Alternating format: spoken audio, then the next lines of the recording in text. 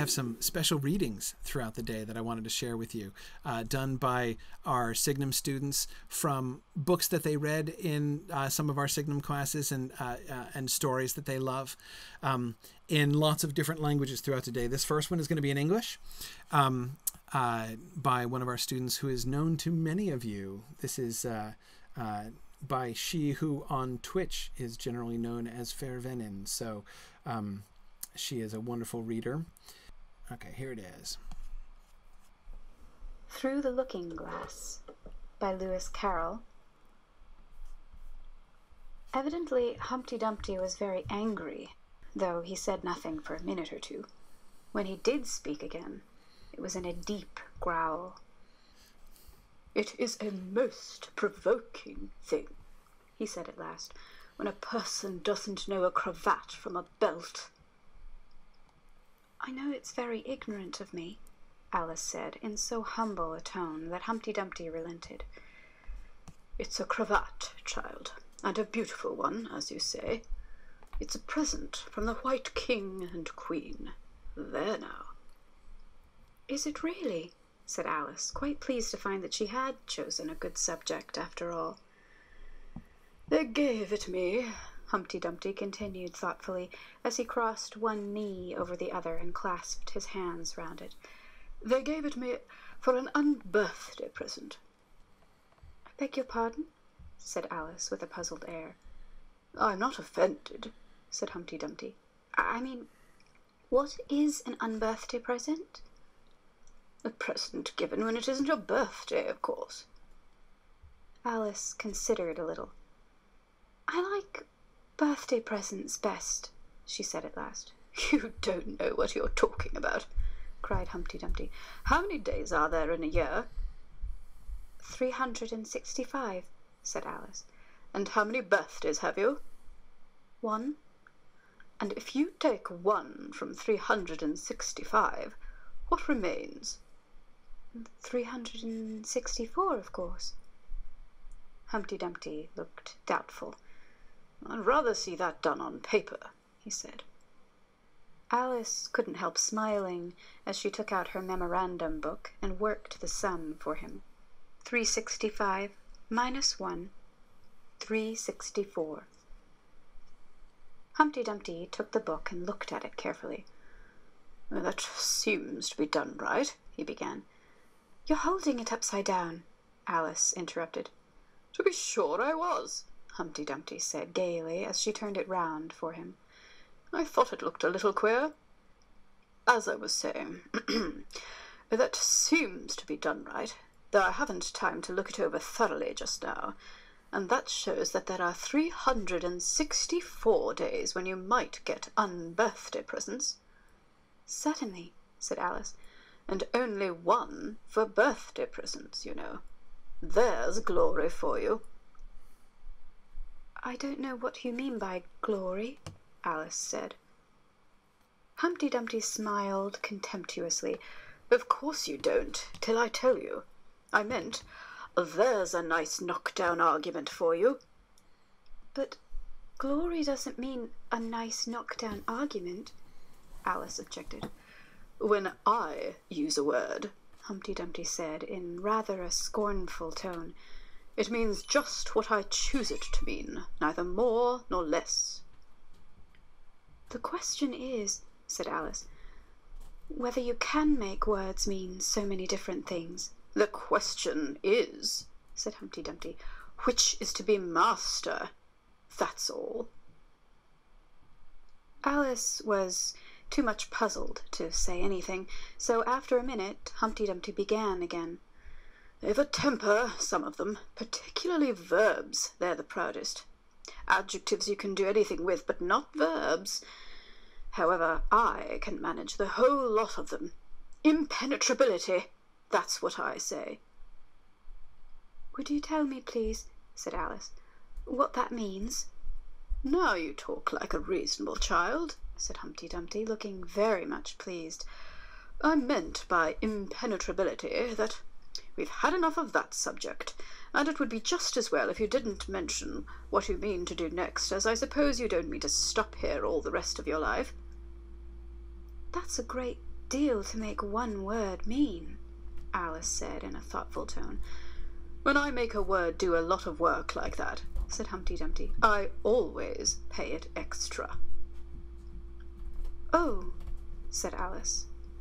She was too much puzzled to make any other remark.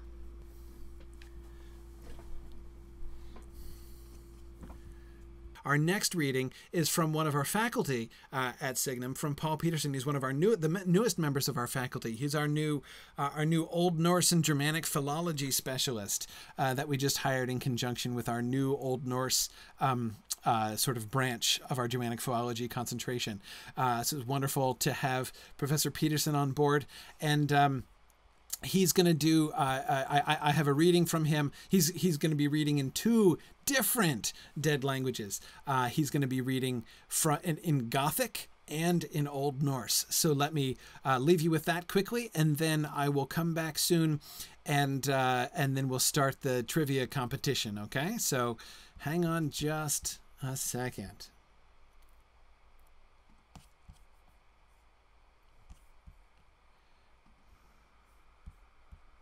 First, Matthew chapter 5, verses 27 to 42 in Gothic.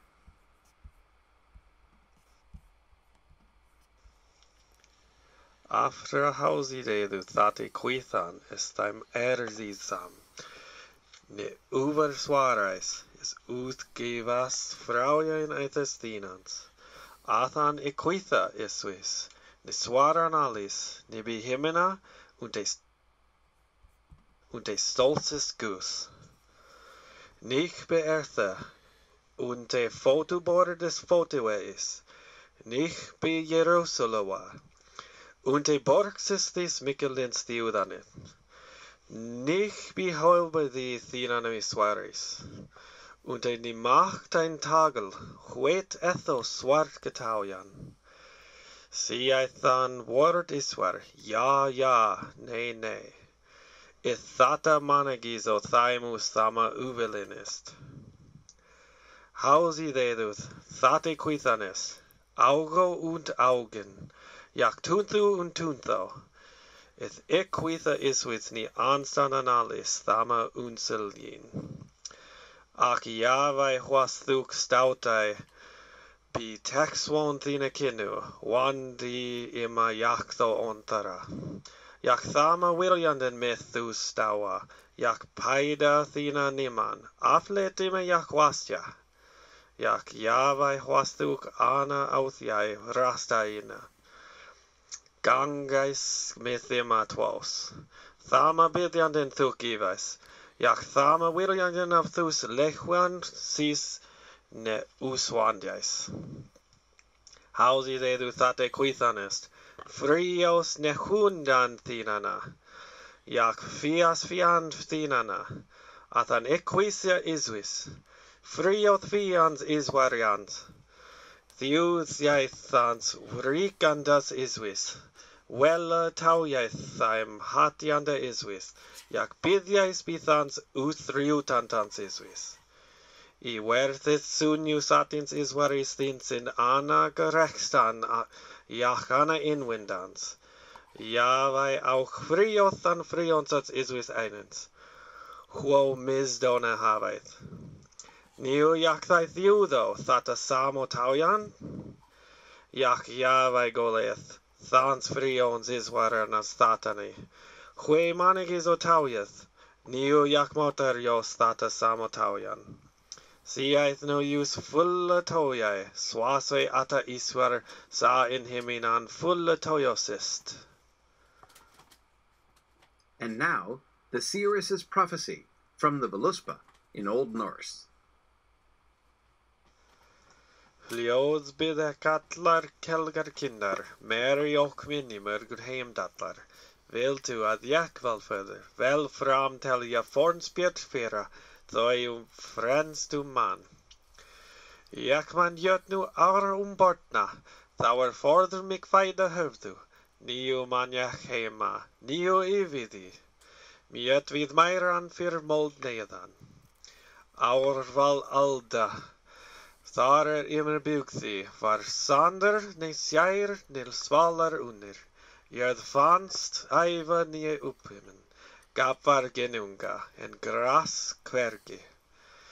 Áður bursinir björðum ypðu, þeirra miðgarð mæran skápu, sól skein sunan á sálar steina, það var grún gróin grænum lauki.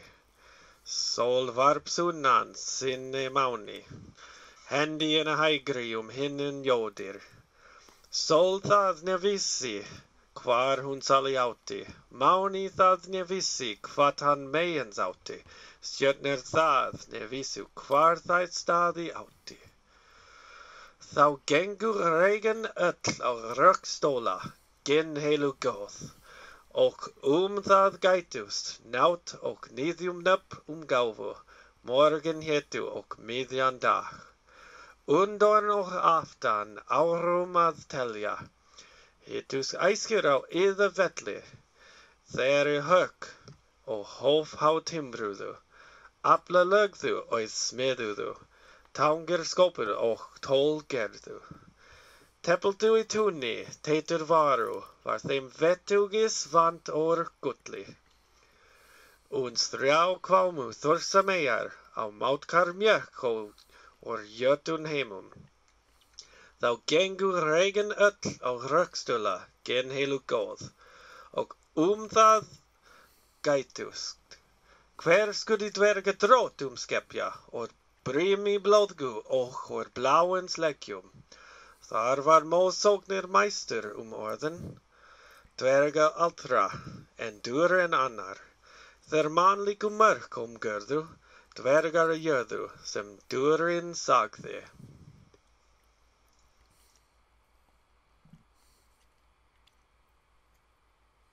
And actually, as we move into our next segment here, we're gonna transition into our next segment with a reading from Tom. Actually, Tom is gonna do our next reading. So Tom has done a reading for us of the opening. What is it? 62 lines, Tom? 52 lines of the Iliad. The first 52 lines of the Iliad. So you can hear Tom reading Homer in Greek for us here. Menina edethea, pele iado achogleas ulamenein, he muria chaiois alga atheka, polas diptimus psuchas saidi proe absen heroon, autus de haloria taucha, kunesin oenoisa tapasin, dios de telea tabule, ex hude ta prota diastetin, eres santa atreides tawanaxandron, kai dios achilleus. Tis tar svoetheon, eredig sune echa majestai. Letus kai dios veos, o gar basilea coloves, nuson onostratan orsa cacain, o lecanto de la oi. Hunacaton crusen et timasen aretera atreides. Hogar eltha thoas epaneas achaion, lusamanas tugatra, feron taparesia poina, stemata echon in cherson, hecebolu Apollonos, cruso anascetro, kai licito pantas achaius, atreida de malastodio, cosmetora laon.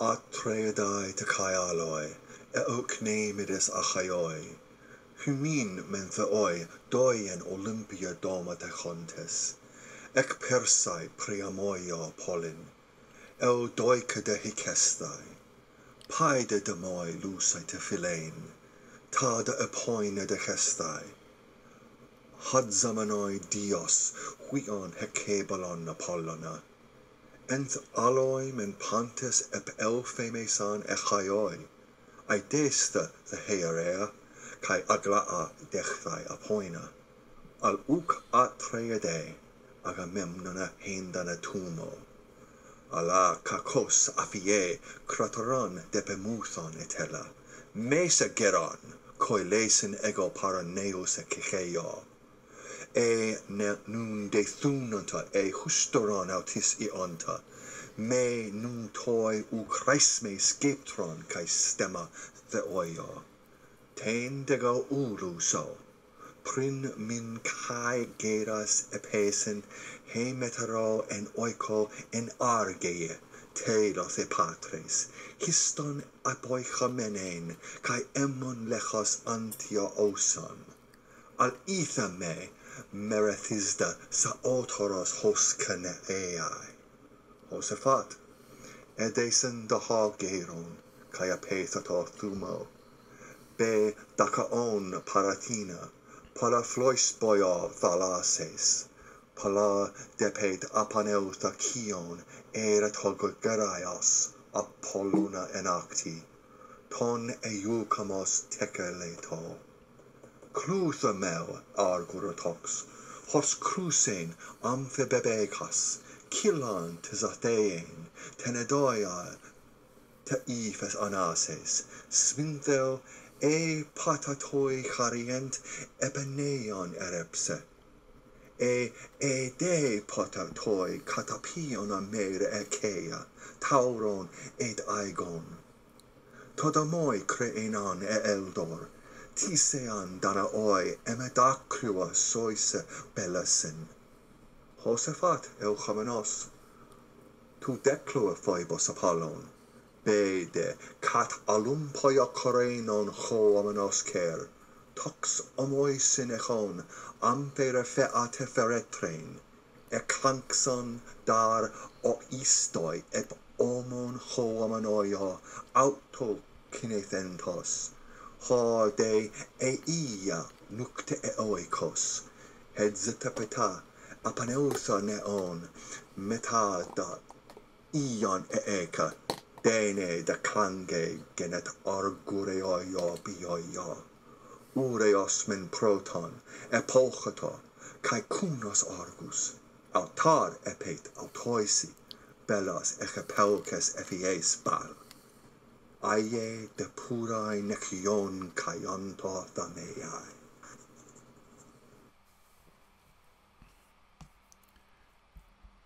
Now let me give you another reading. I've been really enjoying our readings for the day. This one is in English, and from another one of our Signum students, indeed one of our illustrious Signum alumni. This is from Sparrow Alden. The Snow Spider Trilogy by Jenny Nimmo. Chapter 1. The 5 Gifts. Gwyn's grandmother gave him 5 gifts for his birthday.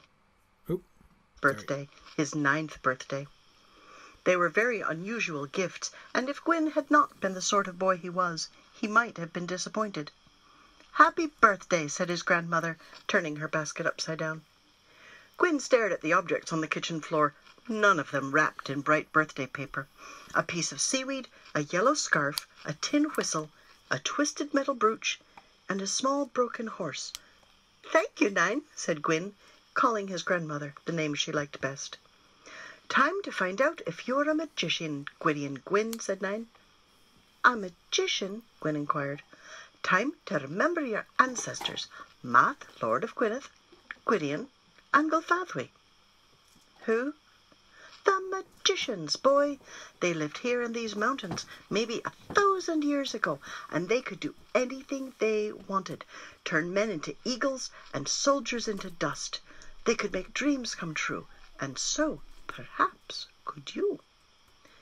On special occasions, Nine often said peculiar things. Gwyn could not think of a reply. "There has been an ache in this house since your sister went," said Nine. "The ache of emptiness. You need help. If you have inherited the power of Gwydion, you can use it to get your heart's desire." She turned on her heel.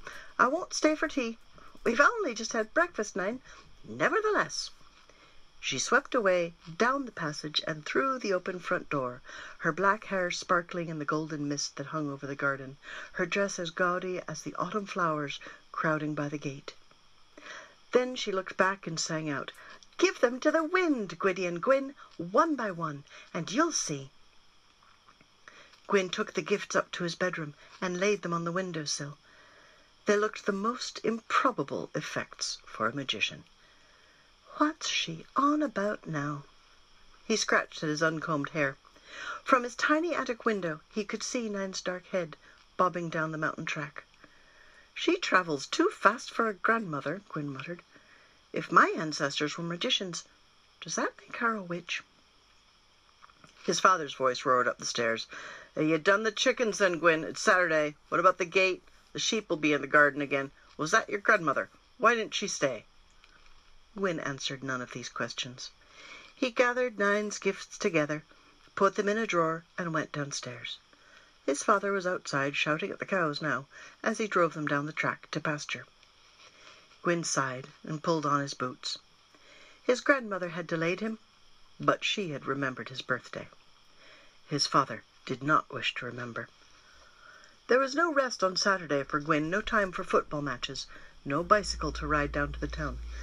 He was the only help his father had on the farm, and weekends were days for catching up with all the work he had missed during the week. He tried not to think of Bethan, his sister, as he scattered corn to the hens and searched for eggs in the barn, but when he went to examine the gate, he could not forget. Beyond the vivid autumn daisies there was a cluster of white flowers nestling beneath the stone wall. Bethan had brought them up from the woods and planted them there, safe against the winds that tore across the mountain. Perhaps even then she had known that one day she would be gone, and wanted to leave something for them to remember her by. "Gwyn, I've something for you." His mother was leaning out of the kitchen window. "I've to do the gate, Dad says." "Do it later. It's your birthday, Gwyn. Come and see what I've got for you." Gwyn dropped his toolbox and ran inside. "I've only just wrapped it," his mother apologized. "Did Nine bring you anything?" "Yes. I thought everyone else had forgotten." "Of course not. I was so busy last night I couldn't find the paper. Here you are." His mother held out something very small, wrapped in shiny green paper. Gwyn took the present, noticing that the paper had gold stars on it. "I chose the paper specially," Mrs. Griffiths smiled anxiously. Wow! Gwyn had torn off the paper and revealed a black watch in a transparent plastic box. Replacing the numbers, tiny silver moons encircled the dark face of the watch, and, as Gwyn moved it, the hands sparkled like shooting stars. "Oh, thanks, ma'am!" Gwyn clasped the box to his chest and flung his free arm round his mother's neck. "It's from both of us, Gwyn, your dad and me." "Yes, ma'am," Gwyn said. Though he knew his mother had not spoken the truth, his father did not give him gifts. "I knew you'd like it, always looking at the stars you are, you funny boy. Take care of it now." "Course I will. It's more the sort of present for a magician. Nine gave me such strange things." His mother drew away from him. "What things? What do you mean, a magician? Has Nine been spouting nonsense again?" "Come and see." Gwyn led his mother up to the attic and opened his top drawer. "There." He pointed to Nine's gifts. Mrs. Griffiths frowned at the 5 objects laid in a row on Gwyn's white school shirt. "Whatever is she on about now? I wish she wouldn't." She picked up the broken horse and turned it over in her hands. "It has no ears, ma'am," Gwyn remarked, "and no tail. Why did she give me a broken horse?" Goodness knows. His mother held the horse closer and peered at a tiny label tied round its neck. "It's in Welsh," she said, "but it's not your grandmother's writing. It's so faint. Dim hon, I think's what it says. Not this." "What does that mean, ma'am? Not this? Why did she give it to me if I'm not to use it?" His mother shook her head. "I never know why Nan does things." "She said it was time to see if I was a magician like my ancestors." "Don't pay too much attention to your grandmother," Mrs. Griffiths said wearily. "She's getting old, and she dreams." "Her hair is black," Gwyn reminded her. "Her hair is black, but her eyes don't see things the way they used to." Mem picked up the yellow scarf. "This too. Did Nan bring this?" "Yes, it's Bethan's, isn't it?"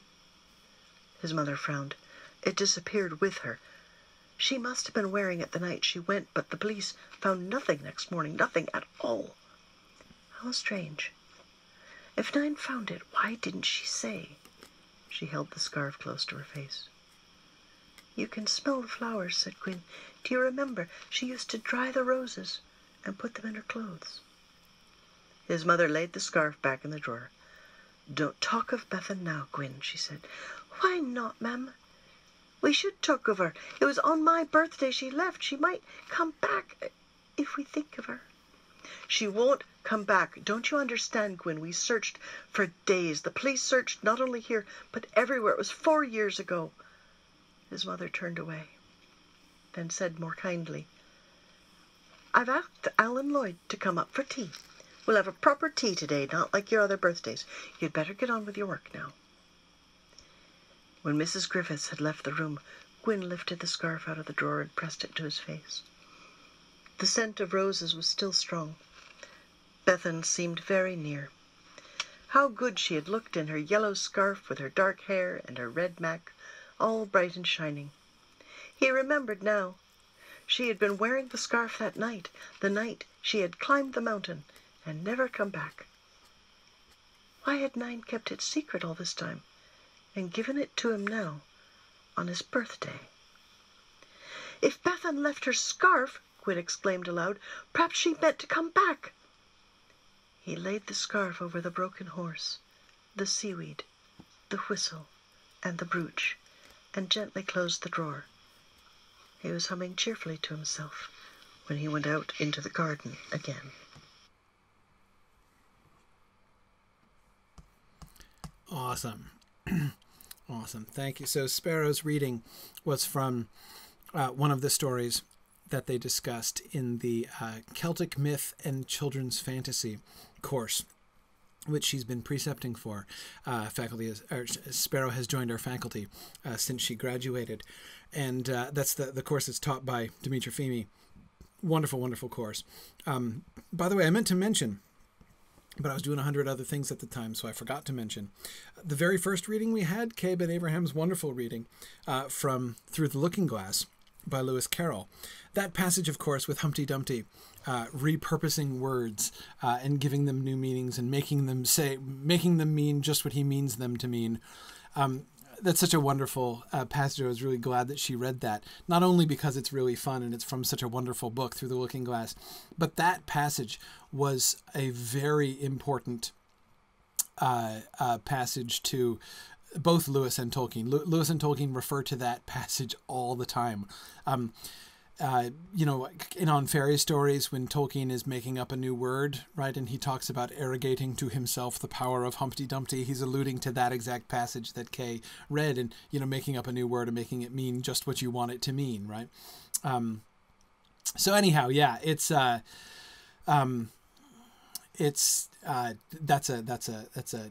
wonderful and important passage in that way.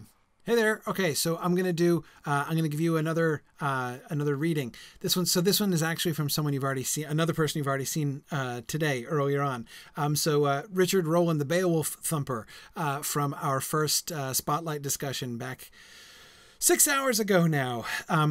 Richard did a recording for us of one of the coolest passages from Beowulf. So I'm going to give you a little Beowulf in Anglo-Saxon, and then we're going to do some Tolkien trivia. So let me hand you off to Richard here. Tha kom of mora under mist Cleothum, Grendel gongan, Godos ire ber. Mynte se man skada mana kunis sumne besirwan in seledam hean. Wod under woknum, to thas they he winreched, God selagumena jerwast wisse. Fatum fachne.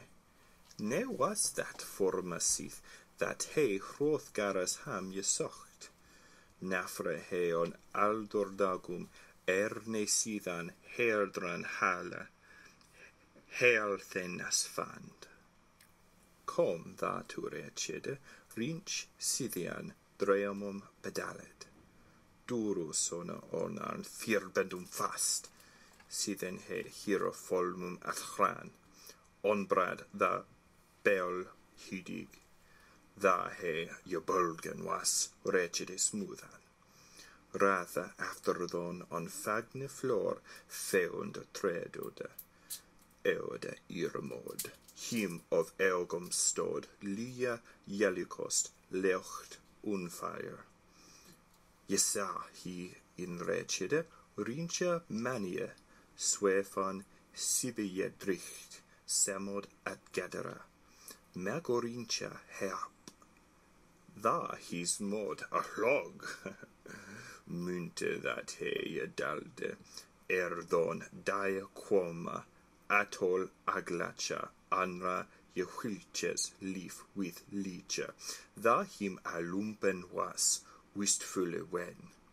Ne was that weird thayen that he ma most a man kunis thician over that nicht. Three with beheld Maya hulaket, who se manskada under fair gripum je feren world.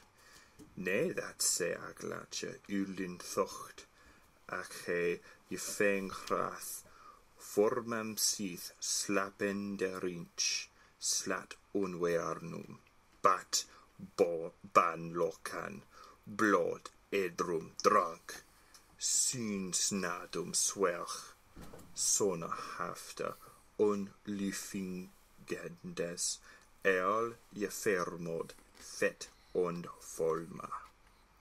Forth ner atsop, nam tha mid handa, hie thichtini rinch on raste, he him rachte on jan, feond mid volme, he onfeng rath, in with thankum and with erm gesacht.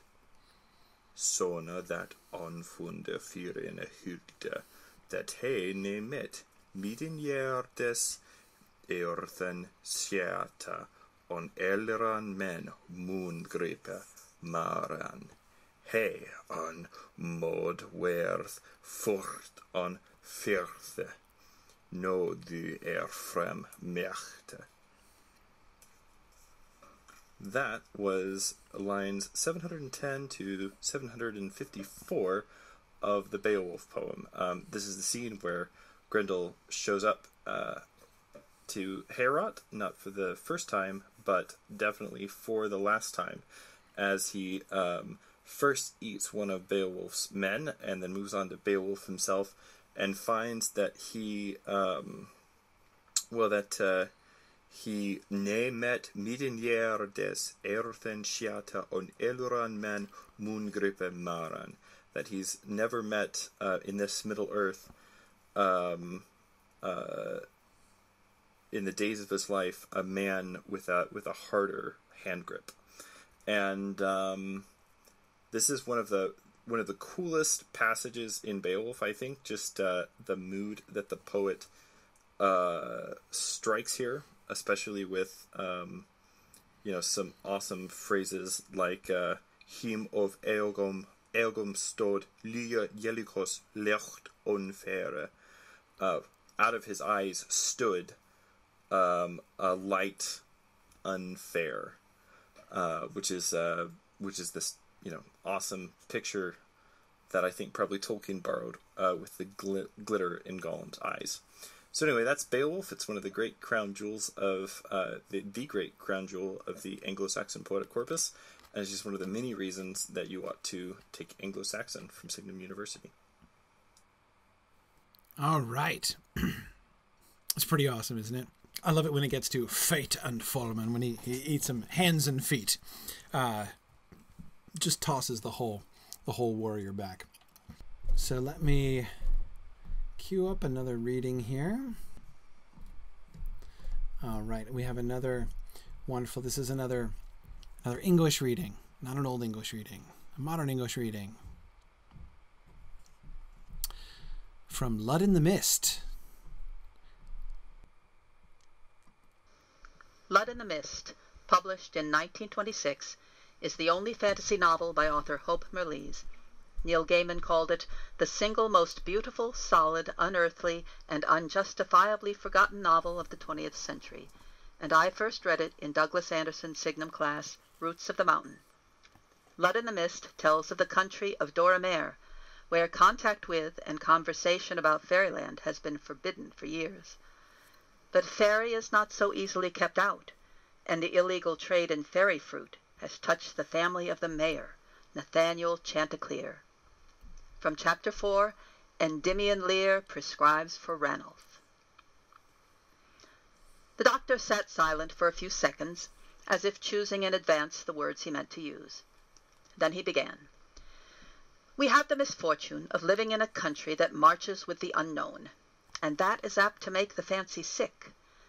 Though we laugh at old songs and old yarns, nevertheless they are the yarn with which we weave our picture of the world.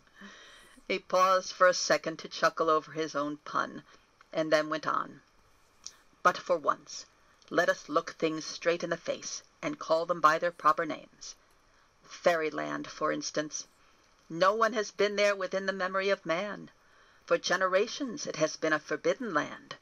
In consequence, curiosity, ignorance, and unbridled fancy have put their heads together and concocted a country of golden trees hanging with pearls and rubies, the inhabitants of which are immortal and terrible through unearthly gifts, and so on. But, and in this I am in no way subscribing to a certain antiquary of ill odor, there is not a single homely thing that, looked at from a certain angle, does not become fairy. Think of the dapple, or the doll, when they roll the sunset toward the east. Think of an autumn wood, or a hawthorn in May. A hawthorn in May, there's a miracle for you. Who would ever have dreamed that that gnarled, stumpy old tree had the power to do that? Well, all these things are familiar sights. But what should we think if, never having seen them, we read a description of them, or saw them for the first time? A golden river, flaming trees, trees that suddenly break into flower. For all we know, it may be Doramere that is fairyland to the people across the Debatable Hills. Master Nathaniel was drinking in every word as if it was nectar. A sense of safety was tingling in his veins like a generous wine, mounting to his head even, a little bit, so unused was he to that particular intoxicant. Endymion Lear eyed him with a little smile. "And now," he said, "perhaps your worship will let me talk a little of your own case. The malady you suffer from should, I think, be called life-sickness.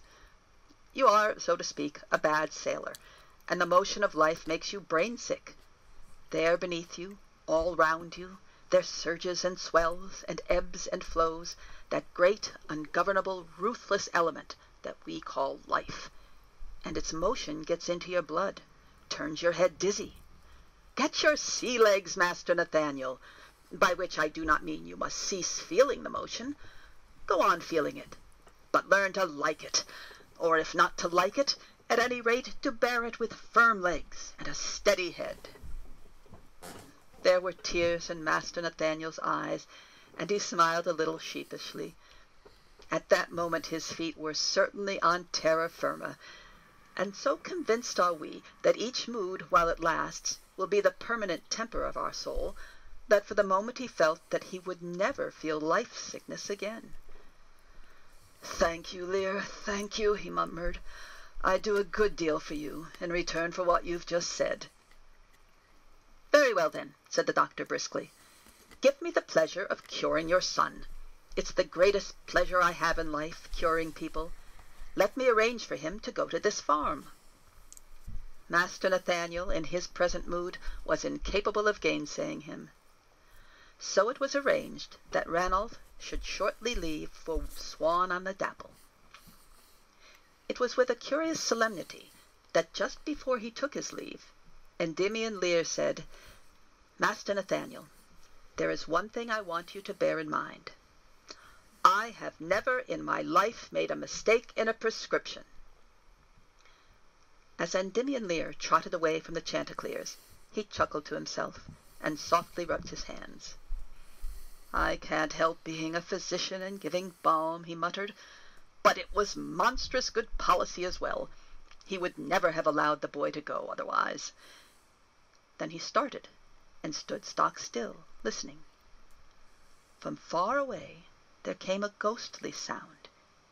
It might have been the cry of a very distant cock, or else it might have been the sound of faint, mocking laughter.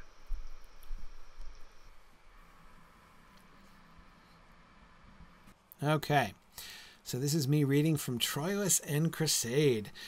This is especially fun because this is the ending of Chaucer's Troilus and Criseyde. So this is me reading in Middle English, and this is a really special passage to me because this is basically the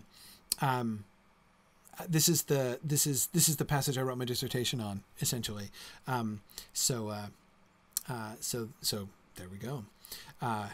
Me reading Troilus and Criseyde. So I'll be back with you guys in a few minutes, and then we'll start the Lotro stream.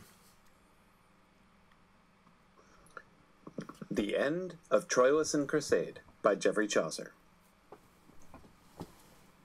Beseeching every laddie breeked of hewe, and every gentlewoman what she be, that albe that Criseyde was untrue, that for that guilt she be not wroth with me. Ye may hear guilt on other books say, and gladly are ye wolde read, if you leste, Penelope's truth and good Alceste. Ne say not this only for these men, but most for women that betrays it be, through false folk. God gave him sorrow, amen, that with your great wit and subtlety betrays you. And this commaveth me to spake, and in effect you all pray, baith war of men, and hearkeneth what he say. Go, little book, go, little mean tragedia, there God the maker yet, ere that he die, so send a micht to maken some comedia. But little book, no mocking thou nenvia, but subject be to alla poesia, and kiss the steppes whereas thou sayest passa, Virgil, Ovid, Homer, Lucan, and Stassa. And for there is so great diversity in English and in reading of our tongue, so pray ye God that none misreate they, nay they mismaitre for default of tongue, and read whereso thou be, or else songe, that thou be understonde, God he beseche, but yet to purpose of me rather speche. The wrath, as he began you for to say, of Troilus, the Greek is bucht in dere, for thousandes his hondes madden dia, as he that was withouten any pair, sav Hector in his team, as he can hera. But, while away, sav only God his wille, dispitously him slew the fierce killer. And Juan that he was slain in this manera, his leaked ghost full blissfully is went up to the holuchness of the 8th spera, in converse letting every element, and there he saw with full avisement the erratic stares, hearkening harmonia, with soon as full of heavenish melodia. And doon from thenes fast he gan avisa this little spot of earth that with the sea embraced is, and fully gan despisa this wretched world, and held all vanity to respect of the plain felicity that is in heaven above. And at the laste, there he was slain, his looking doon he casta. And in himself he look reeked at the woe of him that wept in for his death so faste, and dampened all our work that followeth so the blinde lust, the which that may not laste, and shoulden all our heart in heaven caste. And forth he went, shortly for to tell, thereas Mercuria sorted him to dwell. Switch fiend hath lo this Troilus for love, switch fiend hath all his greater worthiness, switch fiend hath his estate real above, switch fiend his lust, switch fiend hath his noblesse, switch fiend hath false world's brottleness. And thus began his loving of Criseyde, as he have told, and in this wise he did. O younger fresher folkes, hey or shay, in which that love upgreweth with your age, repaireth home fro worldly vanity, and of your heart upcasteth the visage, to thilke God, that after his image you made, and thinketh allness but a fire, this world that passeth soon as fluid as fire. And loveth him, the which that reeked for love upon a cross, Ursulas for to be, first starf and rose, and sit in heaven above. For he nil falsen no wicked, Dari say, that wall his heart all holy on him lie. And sin he best to love is, and most make, what needeth feigned lovers for to sake? Lo hair of paeans coursed old rites, lo hair what alla here godes may avail, lo hair these wretched world's appetites, lo hair the fiend and guerdon for travail of Jove, Apollo, of Mars, of Switchra Skyla, lo hair the form of old clerk's speech, in poetry, if ye hear books seche. O moral gooer, this bulky director to they philosophical strode, to Vuchen south, their nades to correcte, of your benignities and zealous gode, and to that southfast Christ, that starf on road, with all mean heart of mercy every prayer, and to the Lord reeked thus he spake and saye. Thou on and twa and thray etern on leave, that regnest I and thray and twa and on, uncircumscript and almost circumscrive, us from visible and invisible phone defender, and to thee mercy every John, so makos, Jesus, for thee mercy digne, for love of maid and mother theen benigna. Amen. Awesome. So that was Chaucer. That was Troilus and Criseyde. I almost did something from the Canterbury Tales, which of course lots of people do. But in the end, I was like, Troilus and Criseyde. The ending of Troilus and Criseyde is really complicated and really fun. Chaucer is really doing a lot of complicated things there, and the ending of Troilus and Criseyde kind of blew my mind, and that's why I insisted on doing my dissertation on it, even though dozens of people had already written hundreds of things on it. All right, yeah. So JJ, what that was about was Troilus died, and then he was dedicating his book to that. Included in that passage, by the way, was the passage I was alluding to. Oh gosh, when was this? Anyway, when he ascends, so like his spirit ascends up to the heavens and looks down, Pippin gets that moment, which is Tolkien is referring to Chaucer there in the Troilus and Criseyde. Cool. All right.